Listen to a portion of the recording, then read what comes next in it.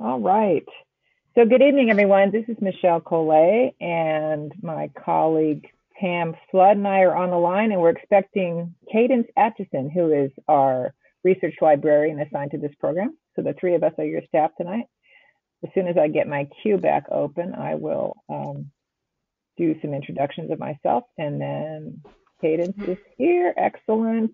And Pam. So if you look at this screen, this is a couple of ways we check to make sure the technology is working. I opened a few microphones and checked with people's audio. Could they hear me? Could I hear them? And then now I'm going to ask everyone who's in the queue to go ahead and look at your screen. I've put my function on screen share. And what is on the screen is a welcome forum, little message, a pithy quote from our friend John Hyder, and then a few other little messages down the way. So this is a Word document that we're using as a agenda tonight. So I like this quote because it's a kind of a different translation of "the 1,000 mile begins beneath one's feet." And this person, his translation talks about 1,000 miles beginning with a single step, the journey. So moving toward begins beneath one's feet. I think that's kind of a different framework, and anybody who's in the translation business knows that different translations from languages can sometimes carry a slightly different message than what was there. Joe, I see your hand is raised. I will call on you in just a moment. So again, this is Michelle Collet. I'm the program director, and have been working with many of you one-to-one interviews over the last month to 6 weeks. Good to have you come tonight. The main purpose of the meeting shall be here in the agenda. You can read 1, 2, and 3.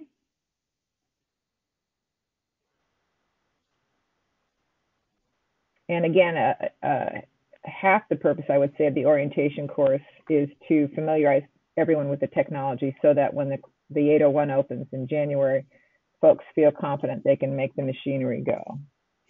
So what I'm going to do is ask Pam to introduce herself, and then we'll bring in Cadence, who is our librarian.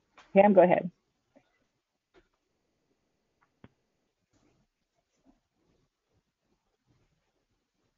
Hey, Pam. And I am located in Bangor, Maine, which is north of Michelle.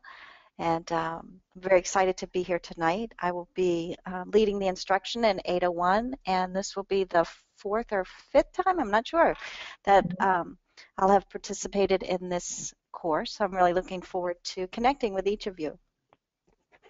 Great. Thank you so much for introducing yourself. And now we're going to go check Cadence's mic and have her introduce herself. Hi, Cadence. Good evening. Hi, can you hear me? Loud and clear. Thank you so much. So go ahead and introduce yourself if you would. All right, great.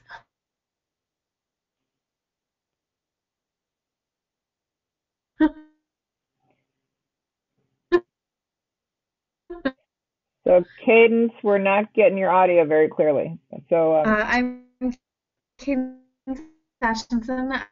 I'm going to go ahead. My name is Cadence. Okay. Let's see. Is that? Well, you're still in and out a little bit. So is it your? I should have done an audio check a little earlier. Okay. Hello. Now it's good. Go ahead. Okay. All right. My name is Cadence Atchison, and I am a reference and instruction librarian here at the University of New England. Great. And tell us where you live. I live in Portland, Maine. Okay. Excellent. All right. So if everybody wants to, the staff is holding off on a recommendation for balancing work, school, and personal life. But what we're going to ask you to do tonight is have introductions. Probably we'll do 5 or 6, and then we'll move through the agenda, and then another 5 or 6. So what we're going to do is open your mics and ask you to introduce yourself, your name, your current role, and organization. If you want to say where you are in the world, that is great. if you don't want to tell us, we'll find out soon enough. And then offer one recommendation for balancing work, school, family, and personal life. So we're going to go in alphabetical order. And Bonnie, you are B. You get to go first. There we go. Okay, Bonnie, go ahead, please.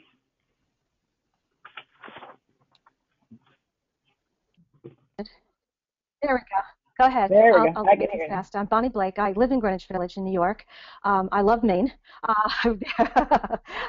My role over the currently past 7 years has been to direct a graduate program at NYU in graphic communications management and technology. I am currently a sales and marketing consultant for higher ed and nonprofits. I'm working right now actually pro bono with a underserved group of folks in New York through the Manhattan Education Opportunity Center who need a lot of help keeping track of all the interested students in their program. It's a free education, high school and college, with a grant from New York State. So I feel compelled to help them market better than they are because they really have a lot of interest in their programs. One recommendation for balancing work, school, personal life is to try to carve out a consistent time every day for school. For me, taking care of a lot of other folks is very difficult, but I think that that's doable as long as it's consistent, and at least that would work well for me, as opposed to just thinking I'll get to it at a certain time. Mm-hmm. So I think it would be consistent, most likely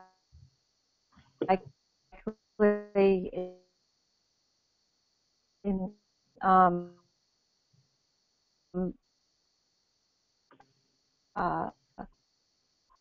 late morning around lunchtime. Thank you. You bet. And the calendar's your friend, so I definitely will. You'll be having a chance to map that out here in a few days with the program. Set up a calendar each week and try to see if you can help with that. Cassie, go ahead and introduce yourself.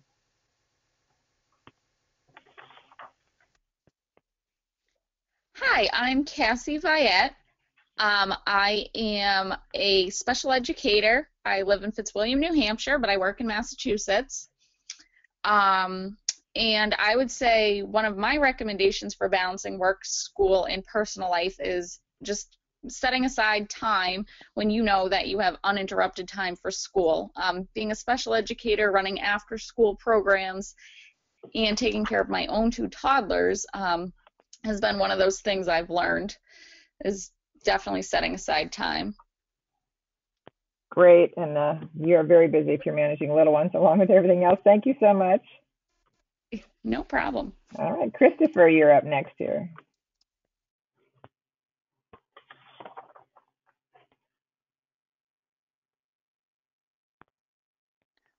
Okay, my name is Christopher Jacobson. I am the Testing Center Director at Frederick Community College in Frederick, Maryland. I have served in that role along with many other roles in our assessment and research office for the last couple of years. I'm also an adjunct history professor at the college. My one recommendation for balancing work, school, and everything else is to do mindfulness meditation at least once a day. If you can possibly carve out just 5 minutes of time to remind yourself what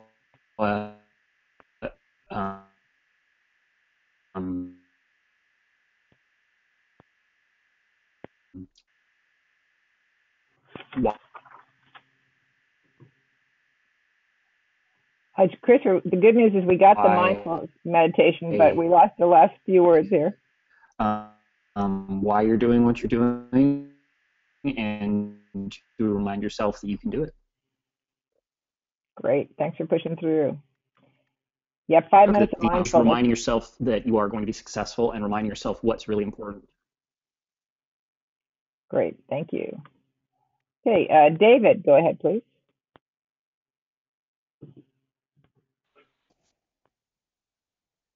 Hello, my name is David, and I live in Huntsville, Alabama. I work at the University of Alabama in Huntsville in the Health and Physical Education Department. I've been the Senior Associate Director for 10 years now, and gosh, as far as my recommendations, I believe it would be to just fit it in throughout the day multiple times. I have very busy off and on throughout the day, so my personal way of handling things is just to kind of catch it throughout the day and hopefully knock it out by the end of the day. Great. Hopefully you have a job where you can get in and out of your computer as you go through the day then, huh? Super. Okay, we're going to do one more. Gary Patricio, go ahead, Gary. Hi, my name is Gary, and I'm a power plant manager for a solar power plant 80 miles east of San Diego, California. I do, this is a pretty big place. It's the total property area is about 1,800 acres, and I have solar panels in about 1,600 acres of that. Like Bonnie and the rest of the guys that came ahead of me, I really just carve out a time after I get home in order for me to do coursework. I also teach adjunct part-time at the Southern New Hampshire University. So it's in between that and work or my permanent work. I have to really get myself a solid time to do everything. So multiple times during the day, whenever I get a break, I do log on and take a look at things. But for the most part, I do all my work at home. All right, thanks for the introduction. Cadence, we're going to go ahead and bring you and the library in now and do a little bit of presentation. So I'm going to open Cadence's mic because there's a bit of a delay. So Cadence, your mic is open. And Okay, then great. I'm going to the library so that you can talk a little bit about your job and what you do and how you might be helpful to folks, and then point to a couple of links on the website. So go ahead, Cadence. Okay, great. Thank you, Michelle. So I am a reference and instruction librarian, and part of what I do is to help people get into their research. So I can help you design a search strategy or kind of decide on an area or a lens that you would like to perform your search through. So what we're looking at on Michelle's screen right now is actually the subject guide for the education leadership degree. So we're looking just at the top of the page, and you can see there's some links over on the left. Probably an important one for you folks specifically, the full text journals and the interlibrary loan just there. Full text journals is going to tell you by the title of the journal everywhere that we have something available electronically, and then interlibrary loan,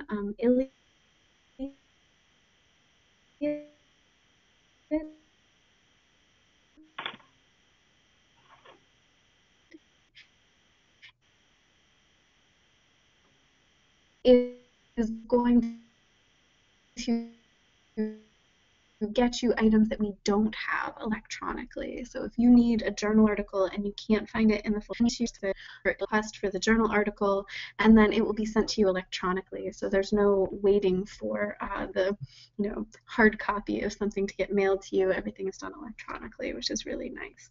Underneath that is a link to ebooks, and we do have upwards of 180,000 book titles electronically at this point, and so that's an ebooks limited search of the catalog, so that you can just see what we have available electronically for your subject. If you scroll down a little bit more, Michelle, we can take a look at the list of databases for education leadership, and these are representative. They kind of switch in and out depending on what sort of research folks are doing. ERIC EBSCO is the main education database. We purchase ERIC, the Educational Resource Information Center database, which is the U.S. Department of Education product. We purchase EBSCO's version because it has more full text than the freely available ERIC version.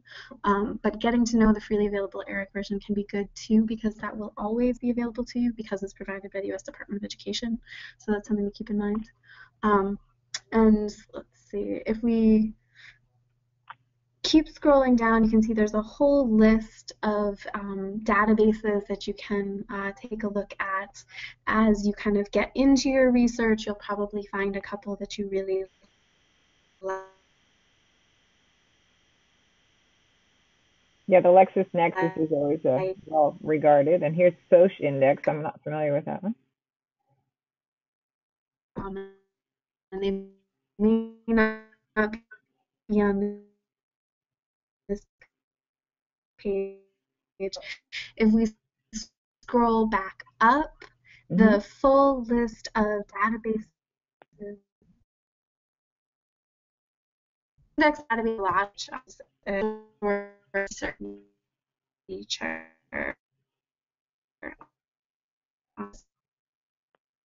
some nice things with social work as well. And then we have log.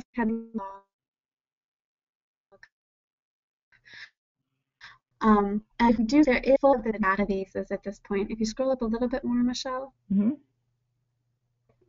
Sorry, a little bit more. There is an electronic resources.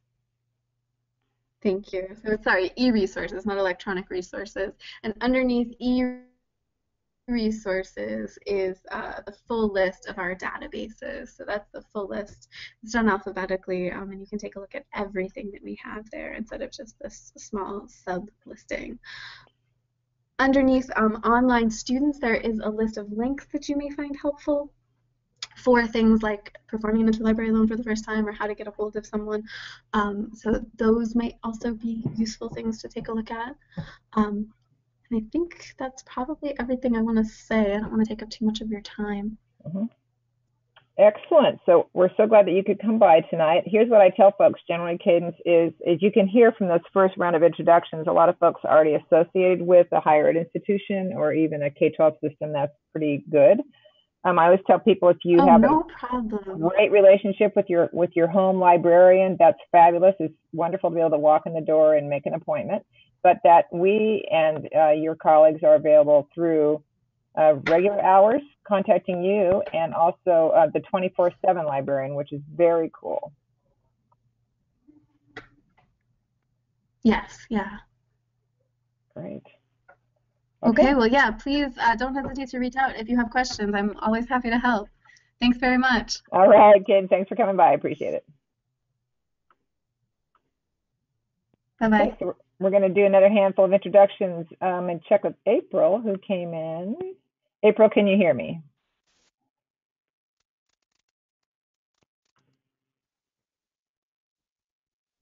Check your audio, April. I'm just checking to see if you're up. Your hand is up, so let me see what you're in listen only. Go ahead and see if you can be heard. Speak up again. I'm not hearing you yet.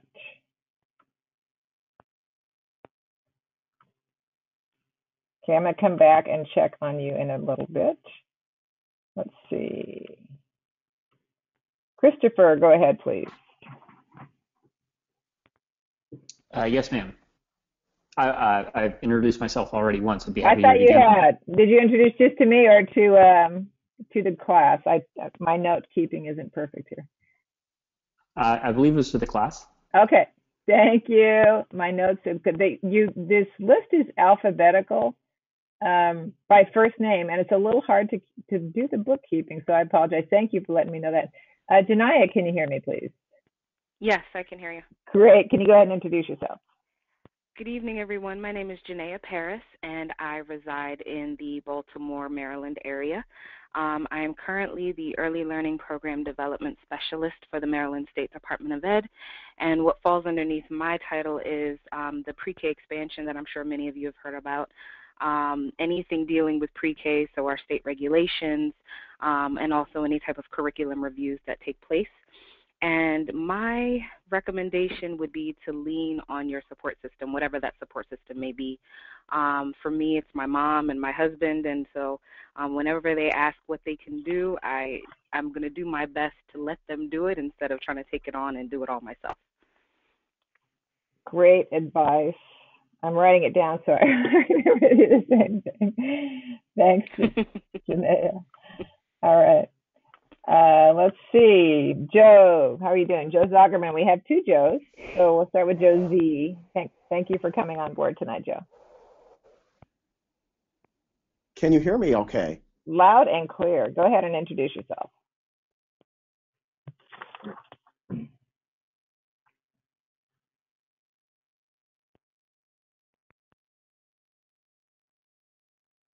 Yeah, well, we had you. Try again.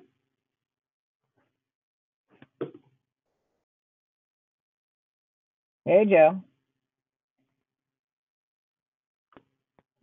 Joe, you were on perfect and then you disappeared. So let me come back to you. I'm going to try the other Joe here. Joe McDonough, how are you doing? Great. Good. So you get the mic because yeah, go ahead. Okay.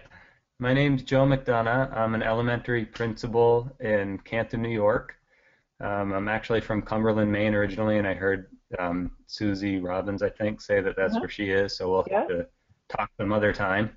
Good. I teach some grad classes at St. Lawrence University in educational leadership as well, and I agree with everything everybody said for their recommendations. So another thing I think is to not sort of forget about yourself and do the things that you really enjoy doing and give yourself energy in that way. So not forget about those things. Yeah, good idea. Okay, I'm going to try the other Joe again and see if we got him back. Joe, try again. Your mic looks clear in my audio now. All right. Am I being heard right now? You're good to go. So go ahead and introduce yourself. All right. So once again, Joe Zagerman from Pottstown, Pennsylvania. I still have my Midwestern accent from Michigan, which I have not lost. I'm an adjunct professor and new venture project advisor at Eastern University here in St. David's, Pennsylvania. Matter of fact, tonight's our last day of leadership class, so my students are working on an exercise so I can attend the webinar. And I'm also an adjunct professor at Drexel. In terms of balancing life, work, and school, my recommendation is to consume large amounts of chocolate. It always makes me feel better. And I also spent many years in the time management industry, and one truth I have found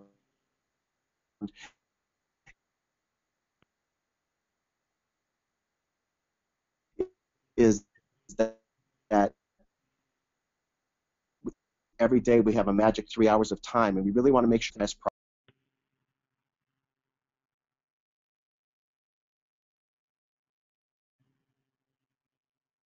Yeah, you're breaking up a little bit, so I'm going to finish for you here.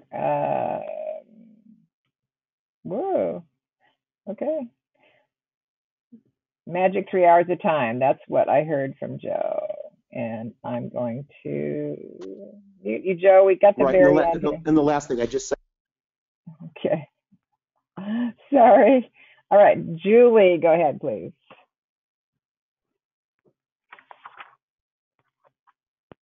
Hi, I'm Julie Olson. I'm the Director of Special Education for Cumberland North Yarmouth School District in Maine. So, Joe, I work in Cumberland, but I live in South Portland. And I think certainly, along with what everybody else has said, scheduling time to take care of yourself and designated time to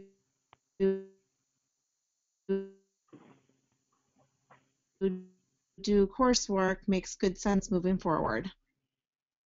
Great. So we have two Cumberlandians on board. That's good. One who's gone away and one who's local. Thank you so much. Do one more introduction and then we'll move back to the agenda. Lauren, go ahead, please.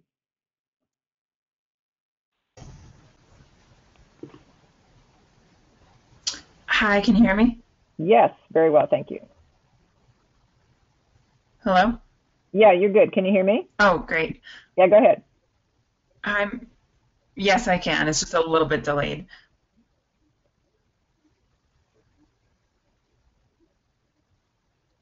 So go ahead and introduce My name yourself. is Lauren. Sure. My name is Lauren Mellon.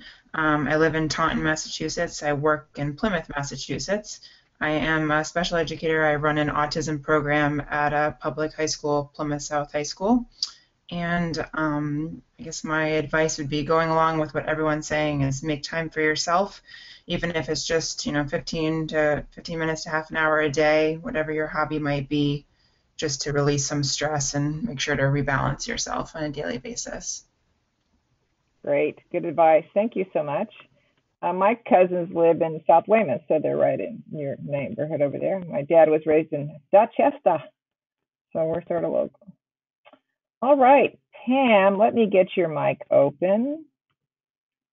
And Pam, I come back in as a presenter, please. Thank you. Okay, Michelle asked me to talk to you about keeping a research journal, and we do introduce journaling. In 801, there are quite a few prompts. Most of those come from the Heider, the Tao of Leadership book, asking you to reflect on those. As you move through other courses, your journal will take on different sort of purposes and that sort of thing.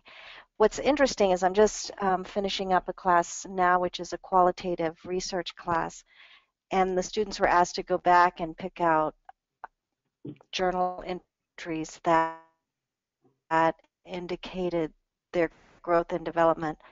What's been really exciting to hear and to read through is the extent to which the journals have opened up new ways of thinking for them, allowed them to explore and identify some of the insecurities or questions they had as they're entering into a doctoral program. It's definitely quite a challenge to be moving through this.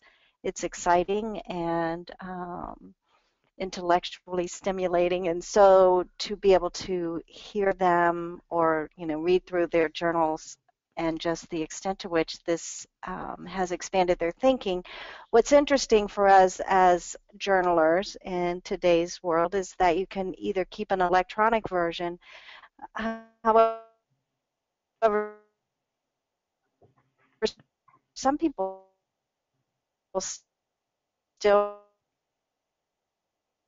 really like to keep the hard copy version and have a journal where they write physically in it. So you'll find is most appropriate for you, but you will find as you move into research that the journal becomes another source of data for you as well. So there'll be multiple ways in which the journal will enhance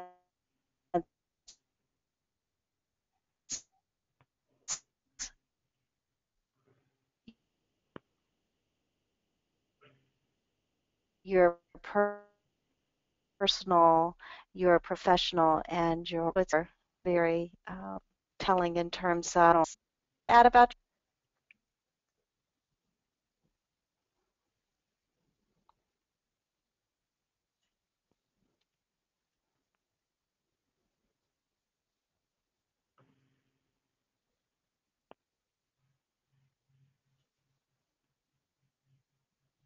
Pam, we have lost you.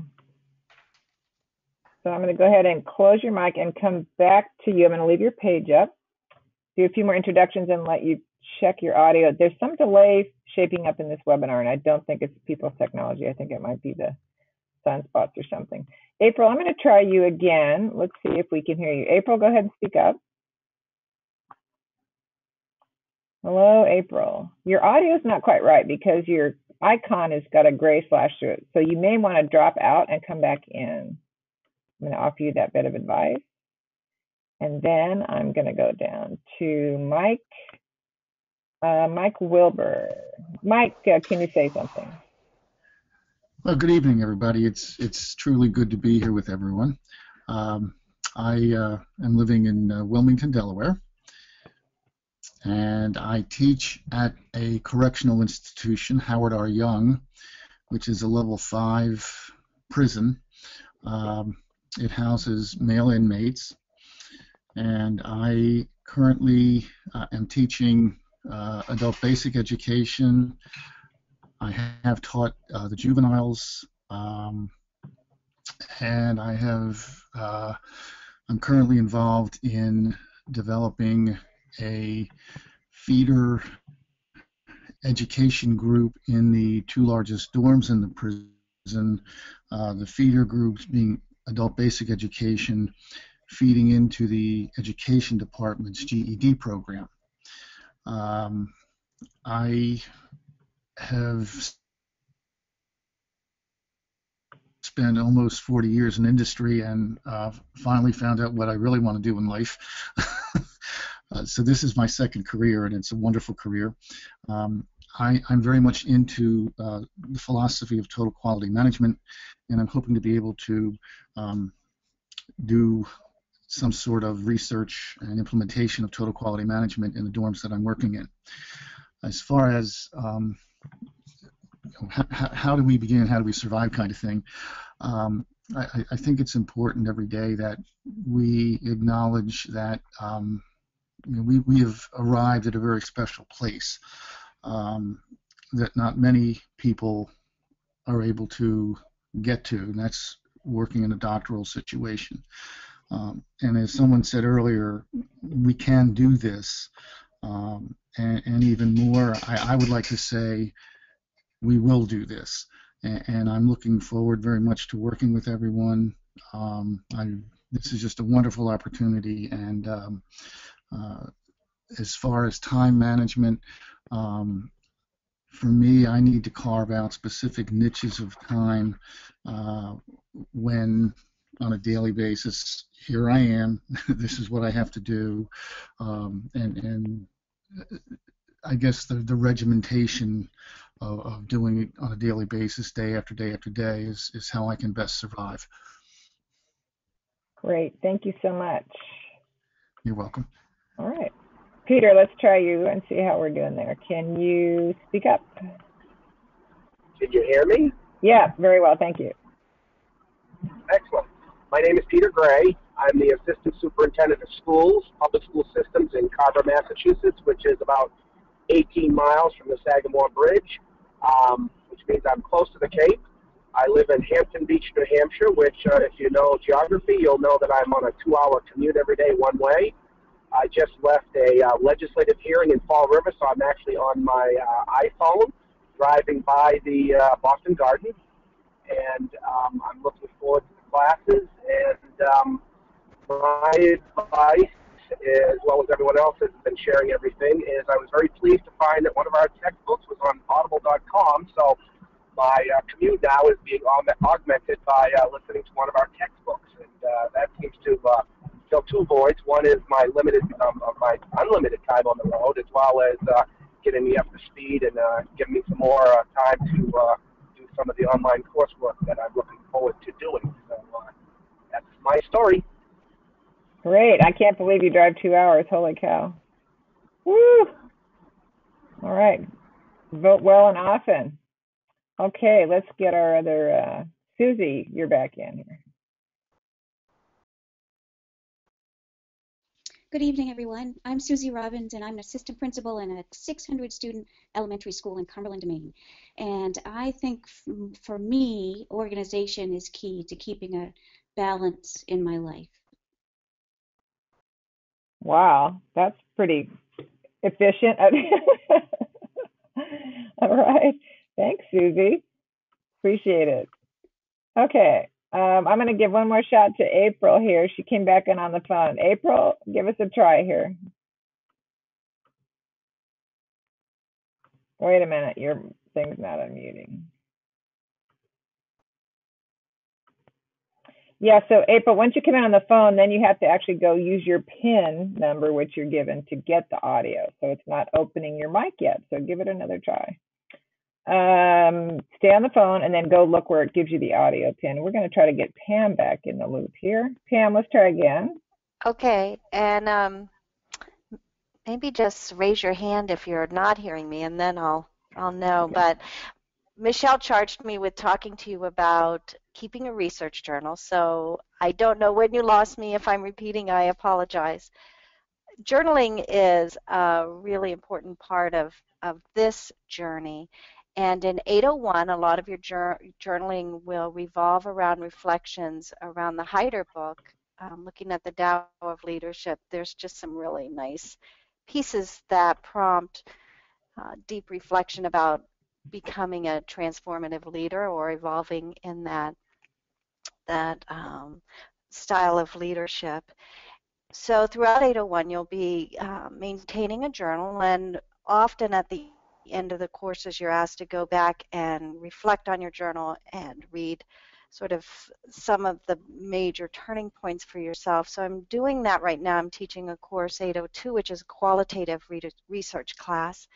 And it's just really fun and entertaining and exciting to read how people have interpreted their journeys through their journaling and what it's captured for them and the extent to which it's allowed them to reflect on some of the insecurities that they have processed entering into a doctoral journey is stimulating intellectually. It's challenging on many levels. Personally, many of you are balancing family and busy jobs and this program as well. But it also is a great way to capture the learning, sort of the whole metacognitive component of it, and especially for in qualitative research, many of the individuals come in with more of a quantitative slant on research, and so to all of a sudden have this unfold for them and to see the extent to which they've grown and developed in terms of qualitative research and becoming qualitative researchers.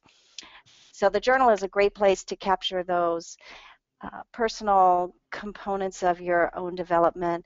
It's a great way to capture what's going on in your workplace and how you're viewing that differently as you engage in this level of work, and also to capture insights into your topics that you're going to be researching and in your development as a researcher. So they serve multiple sort of purposes as a learner for yourself. And again, because of technology, some of us write better through the keyboard. So that's where we maintain our journal, but other people really prefer that whole physical component of maintaining a bound journal. And so deciding the way that works best for you will be important. And I think some of the quotes that were listed on this handout that Joanne Cooper, who is the lead instructor on the qualitative research course, developed are very telling. And journaling will just become, I think, a really important tool for you. And as you move into research, it actually also becomes a source of data. Michelle, I think your title for your dissertation came out of your journal. Is that correct? It did. I like to tell that story, yeah. And it was basically a lot of reading and writing and reflecting and making sense that the dialogue was the most important part of the process. And it became part of the title of my own paper. So that was very gratifying. And the journal was really a friend to me and helped me hold together and make meaning of a lot of complex ideas through the process.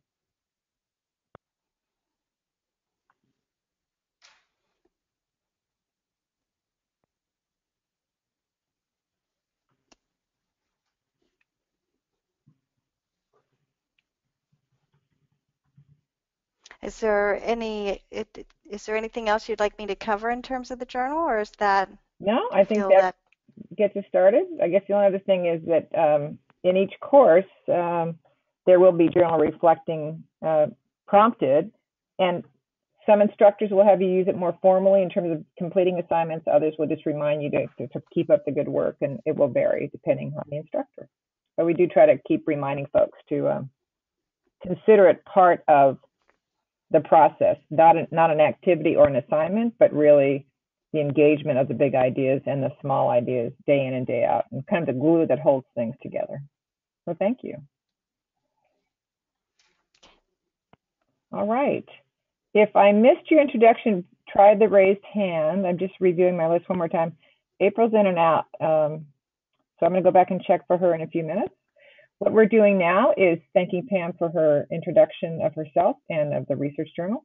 And I'm going to go to a real short PowerPoint just to give an overview of the themes of the program, and then take a few questions toward the end. All right. So When I bring the PowerPoint into this technology, I can do the slides, but the rolling seems to be a happier connection on the GoToWebinar technology. So I'll try to let you know. I'm going to roll the screen now. If it gives you a little bit of a tummy ache, you can close your eyes. So I like to always introduce the notion of curriculum from the Latin to run the course of. I was trained as a K-12 teacher. In fact, I was trained as a music teacher, and I learned early on when I started teaching in other parts of the school, my second area was mathematics, was that teachers thought the curriculum was the textbook often. And anybody who spent any time in a classroom comes to quickly realize that the curriculum and running the course of is a collaborative, collective process of making meaning with others. And children and young people and adults make meaning with each other right along with the instructor. And with the text, it's an interactive process. It's not just reading through the book. The book doesn't hold all knowledge. It's what we do with it. And some of you touched on that tonight when you talked about being in graduate school. So I like to always start with the Latin root of curriculum. A curriculum is conducted by the community of practice. And so the community of practice, which comes from Wenger's work, W-E-N-G-E-R, is also a really important aspect of adult learning and professional practice. So here's the three topics in this that inform or ground our curriculum. These are applied processes that you undertake throughout the program. The self-study is addressed initially in 801, in which Pam Flood will be teaching starting in January. And those are some activities in which you sort of look at your own beliefs and values as a leader, why you do what you do, how you map your values onto the transformative leadership literature, what kinds of actions that you take, who informs you and inspires you, how do you inform and inspire others. So the the self-study is really initiated in 801 and a bit in orientation, and then we touch back on this that theme throughout the rest of the courses. The topic exploration, which again you touch on a bit in orientation, is an emergent research topic. And the tension people feel in graduate school is, I have this big idea, I want to study it, and oh, do I have to study this big idea or am I stuck with it? And you will go back and forth around that throughout the first year. At the beginning of year 2, we will ask you to try to land on something. In my observation, most people stay pretty well with that topic. They might, turn 90 degrees, but I get to see somebody turn 180. So feel free to explore your topic over the first year. Double dip with your course assignments if you can. That's all good. And if you, in fact, are doing something at your work site that hooks up to the site study and informs your topic, that's good too. The site study is, as we discussed primarily in the one-to-ones I do on the phone, is a chance for you to follow a change initiative in your place of work. So those three thematic areas are really what hold those 8-week courses together. The research in online learning is that the 8-week format of one course at a time is very good for most adult learners. It's one big idea to track, one instructor, sometimes a TA, consistent messaging with the course. What's difficult about it, though, is it can chunk the curriculum into bite-sized pieces that then don't hold together thematically. So we've worked very hard in this program to sort of take the best of both. Keep the coursework chunked so people can manage it with their busy lives and toddlers and 3 jobs and 2-hour commutes, and also have a thematic strand visible at all times so you have something to hook it to. Here's a bit of theory behind the curriculum. You can read that about the self. I love this quote, our site is where we've chosen to do work in the world. And then to fully explore an area of interest.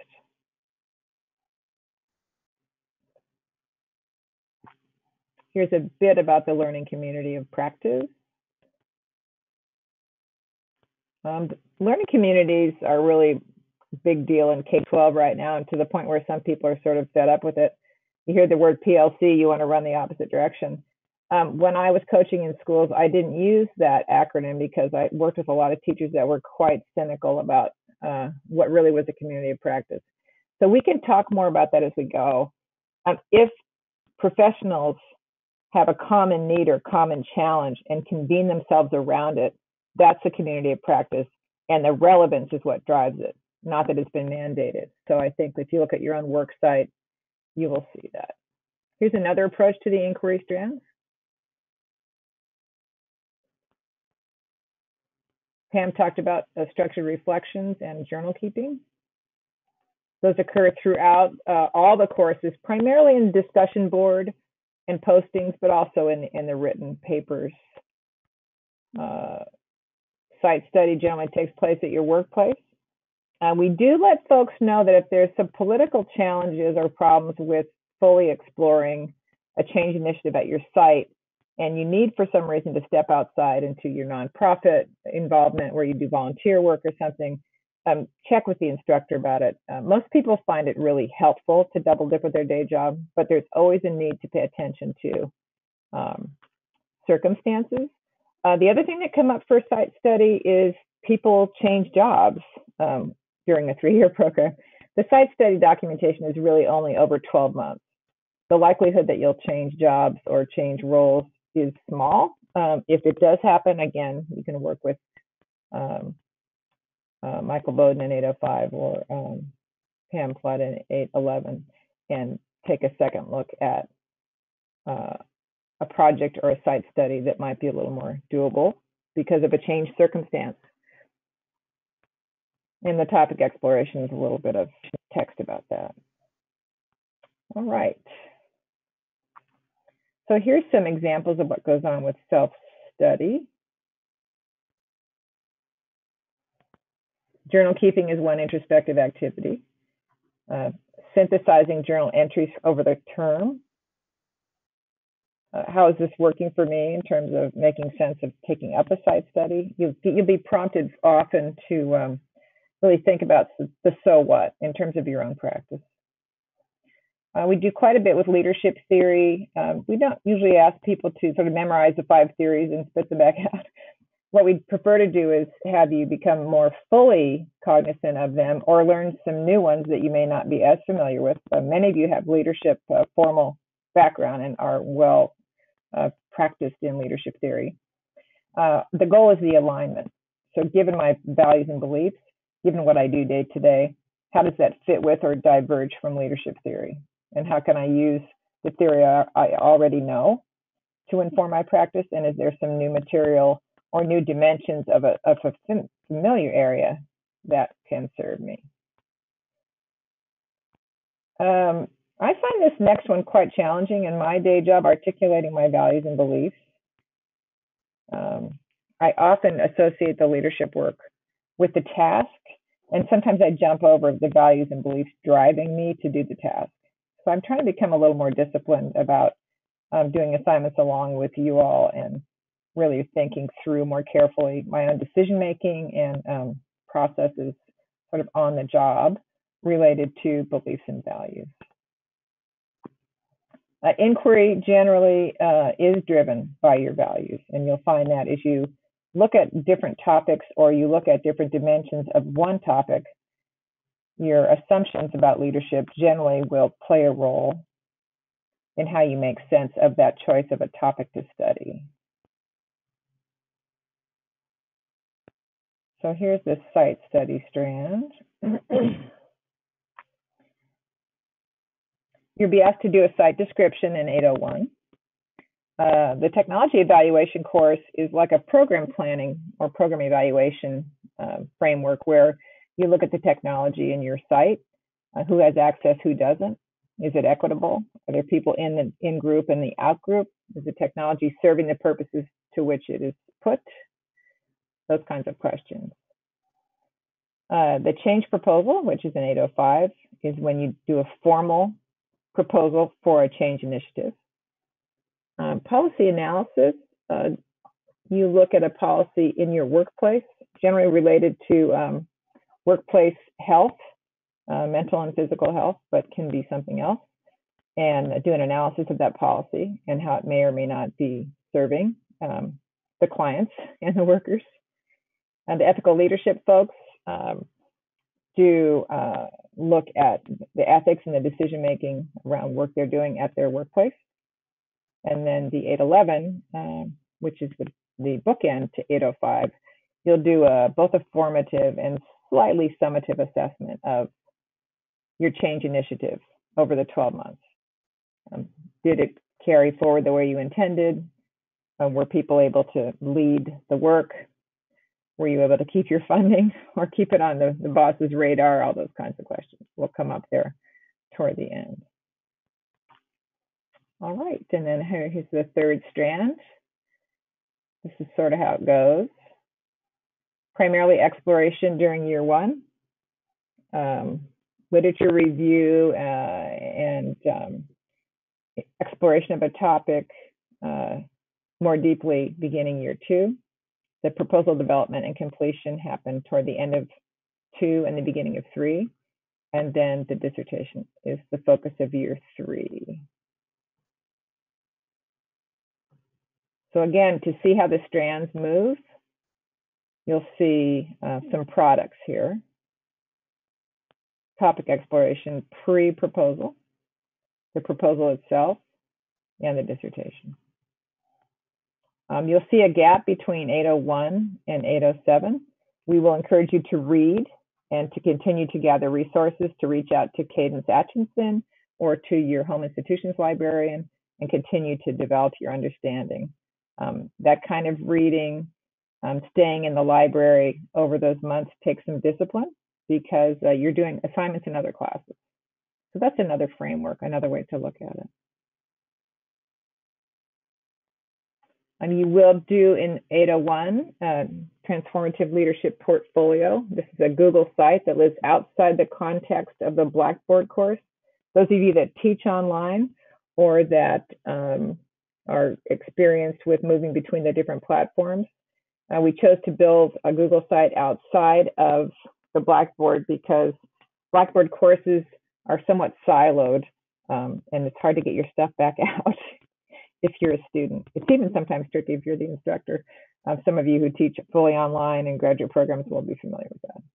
So that's why we developed the Google site. And there's a bit of that piece here. Okay, communities of practice. This is who we are. We have some medical educators, some nonprofit, some consultants, a couple of for-profit in this cohort, PK-12, higher ed, and I think that covers most of us. Yeah, the higher ed folks in this program tend to be on the student affairs side and bring a wonderful background about teaching and learning for the adult learner. Here's another framework that'll help you with the community of practice. Your section will probably have three discussion groups and 5 or 6 study groups moving into 801. We hand group you based on roles and interests for the first 2 terms, and then after that, depending on the situation, you'll be regrouped. Okay, I'm watching the time. It's about 7:54 Eastern. A couple of folks have joined. I want to get them introduced. So I'm going to move quickly through these slides. Here's an example of a study group of medical educators. We've got quite in the first cohort, there's a group that looks quite a bit like that.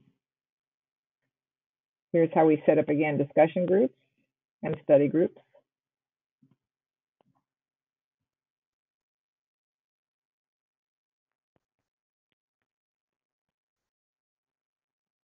Here's my friend Etienne Wenger about communities of practice.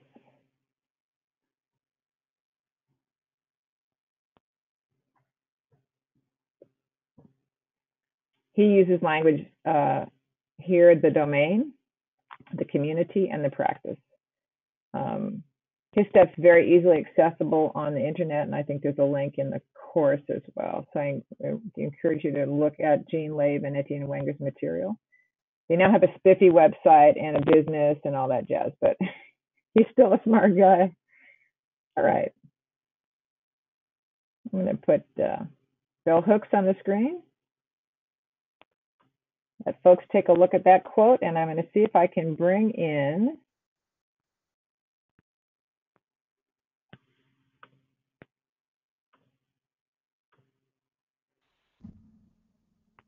Olukumi. Can you hear me? Yes, I can hear you. Excellent. You're very faint. Are you near your microphone? Oh, yes. Can barely hear you. Try one more time to get a little volume if you could. Yes, I can hear you clearly. Can you hear me now? Yes, but I cannot hear you so well, just very faintly. Oh, okay. Let me adjust my mic. All right. Check your mic because I'd love to hear your voice before we close this seminar, and we're very close to time. We're about 7:56. Okay, we've got bell hooks on the screen, and I love her quote because I think some of the things she articulates are very invisible.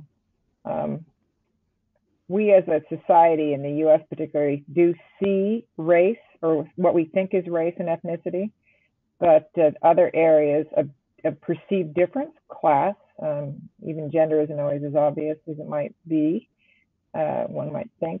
So I think the idea of building a community and being conscious of our assumptions about difference is really an important place to start, because people take action as leaders, assuming difference where there may not be and not always seeing difference where it is. Okay, let's see if we can get Olukumni one more time. He's working on his audio. All right, I've got time for a couple of questions while Olukumni looks at his audio. You can either raise your hand and I'll call on you, or you can push a question into the question window.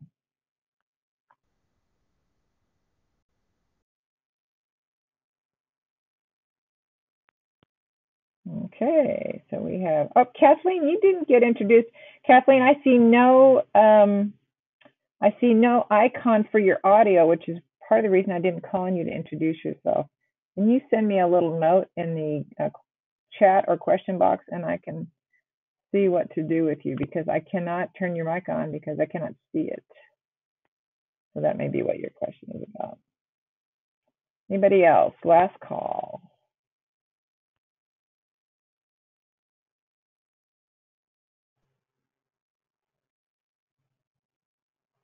Okay, so April's trying to get in. Oh, Kumni's trying to get in, and Kathleen Charlotte. So those are three folks that did join us in the queue, and I'm not going to be able to get their audio as we close on the 9 o'clock marker here. So I want to ask you folks to go ahead and know that your introduction is in the introduction dimension of the 800 course, or the orientation. I'm going to appreciate everybody's contribution to the 800. If you need additional time beyond this weekend coming up, as in Sunday night, please shoot me an email and let me know. We're going to leave the course open through the end of December, and we'll be doing inventory on the first module work in the next couple of days, and we'll reach out to anybody who's had any technical problems. So again, I want to appreciate so much people making it tonight, and thank you for your kind attention. And you're all here, but I will be posting this recording of this session in the course tomorrow. All right, good to make your acquaintance. Drive safe, particularly the gentleman driving back to Vermont, and I will see you all back in the orientation course. Good night.